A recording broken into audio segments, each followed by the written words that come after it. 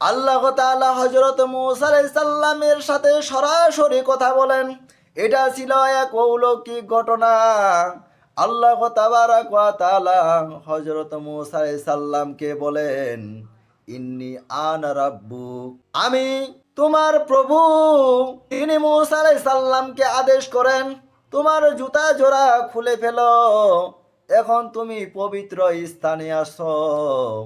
আমার ভাইয়েরা ও আমার বন্ধুরা, আল্লাহ রাব্বুল আলামিন মূসা আলাইহিস সালামকে আরো বলেন, ইন্নানি আনা আল্লাহ লা ইলাহা ইল্লা আনা ফাবুদুনি।